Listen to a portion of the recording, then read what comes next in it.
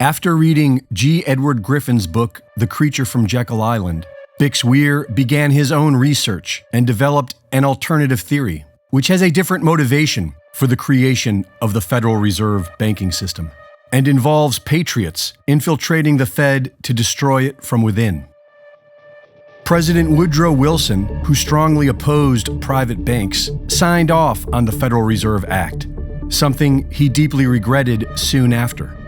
According to the Road to Ruta theory, Wilson signed off on it out of fear of catastrophic inflation. The amount of gold being found in the late 1800s was causing an endless rise of inflation. By 1900, several mining companies were harvesting gold from the Grand Canyon, which was a major undertaking.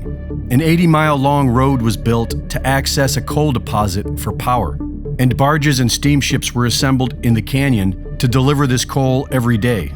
By 1912, the New York Times reported that billions of ounces of gold were estimated to be dredged from this operation. And at this time, there was only 64 million ounces of gold in the U.S. Treasury, and 160 worldwide.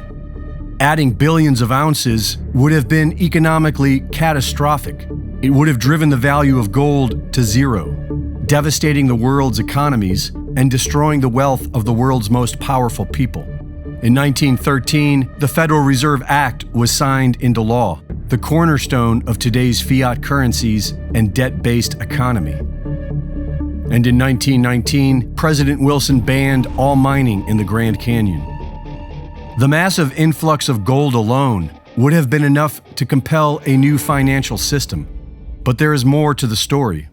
In the late 1800s, local homesteader Seth Tanner claimed to have seen mummies and artifacts in a cave within the Grand Canyon's Marble Canyon.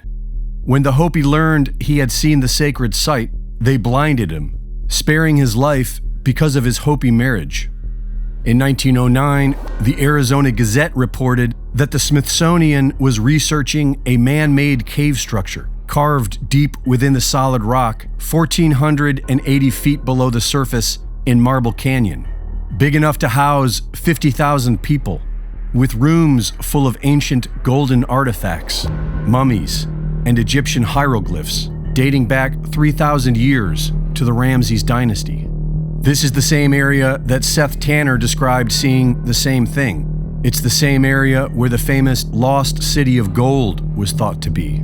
And it's the land of the Hopi, whose ancestors once lived in the Great Hole Sipapu, commonly known as the Grand Canyon, where several geological formations have been given names from ancient Egypt. In 1956, two planes collided in midair, directly above the alleged cave system of Marble Canyon. And over the next 2 weeks, a dozen helicopters worked to haul out debris.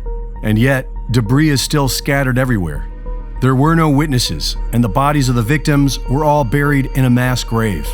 The Leak Project's investigation of this cave shows what appears to be the remnants of this recovery operation.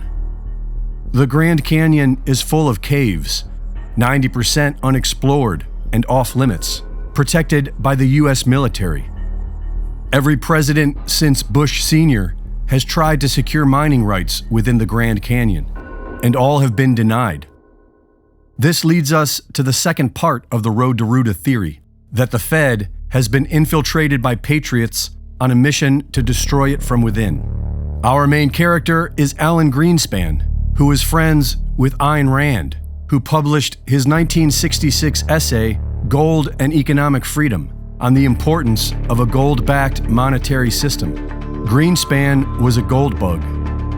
In 1969, a Swedish economist published On the Road to the Golden Age, which concludes that the best way to return to sound money is to run the fiat system into the ground by printing money into infinity, so that gold will restore stability and faith in the money supply, and fiat will be exposed for what it's always been, a scam. In 1971, President Nixon ended dollar convertibility to gold, which invited the money printers worldwide to let loose. Not only was Greenspan a renowned gold bug, He may be the most unsung hero of the computer age.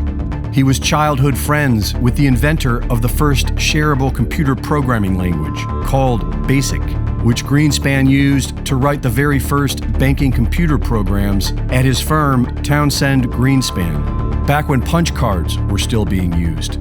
By 1985, Alan Greenspan was the expert on computer banking. I suggest an Apple IIc, an Apple modem. Then you can call up your bank and see how much money you have. You can even pay off your bills automatically. If you have any money left over, congratulations. You're doing better than the government is. 2 years later, President Reagan nominated Greenspan as Fed chairman. That same year, legislation was passed to restrict Grand Canyon airspace. During his first year as president, Ronald Reagan formed a committee to investigate the possibility of returning to gold-backed money. The majority was against it, but Congressman Ron Paul's report argued that we need to return to a decentralized gold-backed standard. At the end, however, Ron Paul proposed holding off until the current fiat system had a chance to prove itself.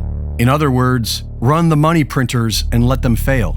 Also in 1981, the Federal Reserve Bank of Boston published the first edition of their educational comic book, Wishes and Rainbows, which tells a story of a place that once had beautiful colors and golden flowers, but no longer does out of fear of being stepped on by the big people who live in Colorland, which is where the golden flowers can be found. Some say you can get there through the caves of Cobblestone Canyon. The main character of this comic, who decides to bring back the golden flowers, is Ruta. In the early basic programs that Greenspan wrote 60 years ago, Root A was the foundation. Ruta finds a golden light inside a cave of Cobblestone Canyon and begins bringing flowers back to her people, only to learn the problems of scarcity and demand. As she tries figuring out a solution, she writes the equations from On the Road to the Golden Age, print the money into infinity.